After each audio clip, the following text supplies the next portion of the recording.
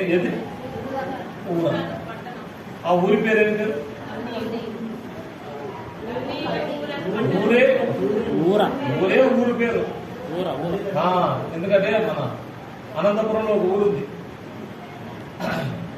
మనం బస్సు ఎక్కి వాడు వచ్చి మాట్లాడుతారు, యాడికి పోవాలి, అక్కడ భాష యాడికి పోవాలన్న. అక్కడ యాడికి అనేది ఒక ఊరు ఉంది. ఏం పేరు? యాడికి. యాడికి అనేది ఒక ఊరు ఉంది. అక్కడ మన మన మన మన సాహసం కూడా మంచి సాహసం కూడా ఉంది. అక్కడ పెద్ద సంఘం ఉంది. యాడికనంటే అయ్యా యాడికంటే యాడికి అరే నేను అడిగేది యాడికంటే నువ్వు యాడికంటావేందయ్యా అన్నట్టుంది. ఇలా ఊరు అన్నట్టుంది. ఊరు అనేది ఒక పేరు, కల్తీలో ఊరు అన్నట్టు. కనుక అక్కడ దేవుడు ఏం చేశాడు తెలుసా? ఆ దినాల్లో అక్కడ మాట్లాడినాడు. దయచేసి చూడండి దేవుని యొక్క వాక్యం. మళ్ళీ తిరిగి ఆయన హారానులో ఉన్నప్పుడు అని రాయబడింది కదా. ఓ మాట దయచేసి చెప్పండి. ఇప్పుడు బాగా అర్థం కావడానికి నేను చెప్తాను. మరి అపోస్తుల కార్యములు 7వ అధ్యాయము 1, 2, 3, 4 వచ్చారు. అపోస్తుల కార్యములు 7వ అధ్యాయం.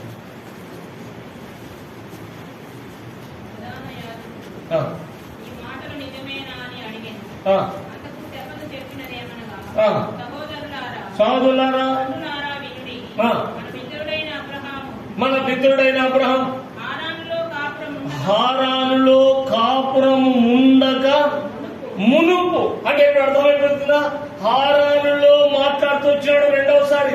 అదే మొదటిసారి ఎక్కడ మాట్లాడినాడు ఇప్పుడు మనం గమనించాలి. హారానులో ఉండక మునుపు మెసిపోతిమియాలో ఉన్నప్పుడు మహిమగల దేవుడు ప్రత్యక్షమై, మహిమగలిగిన దేవుడు ప్రత్యక్షమై, అయ్యా నీవు దేశము నుండి స్వజము నుండి నీ తండ్రి నుండి నీవు విడిచి బయలుదేరినాయన అని చెప్పి దేవుడు ఎక్కడ మాట్లాడి చెప్పాడు? హారాన్లో మాట్లాడినాడా, మెసిపోతిమియాలో మాట్లాడాడు.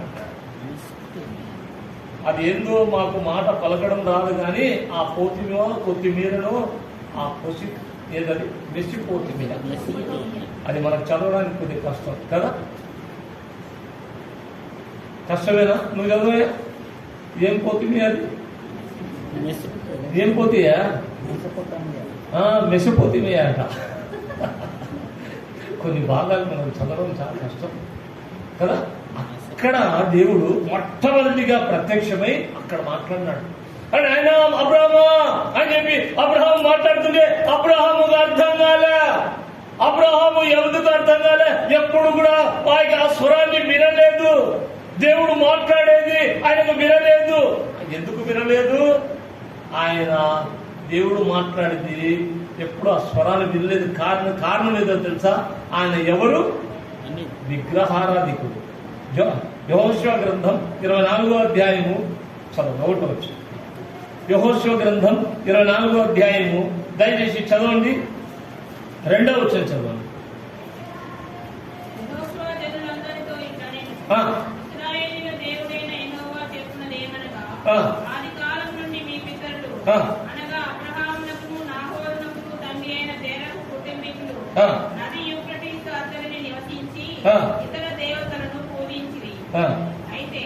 ఇతర దేవతలను ఇప్పుడు చెప్పండి, వాళ్ళు ఎవరండి? విగ్రహారాధికులు. అంటే అబ్రహాము యొక్క కుటుంబీకులందరూ విగ్రహం. ఎప్పుడు కూడా విగ్రహము అబ్రహాంతో మాట్లాడినట్టు ఎక్కడో కూడా లేదు. ఎప్పుడు కూడా తెలియదు. అయితే కనుక ఇటువంటి తెలియనటువంటి అబ్రహాముకు దేవుడు మెసిపోతిమియాలో ఉన్నప్పుడు ఆయన హారాల్లో కాపురం ఉండక ముందే ఆయన మాట్లాడినాడు. అక్కడ విధేయత చూపించారా? మహిమగినటువంటి దేవుడు ఆయన అబ్రహామా అని చెప్పి బిత్తర ముఖము చూపి ఎవరినైనా ఆయన ఎక్కడి నుంచి మాట్లాడుతున్నాడు అని చెప్పి మాట్లాడే స్వరం ఎవరు? ఆయన దేవత మాట్లాడలేదే.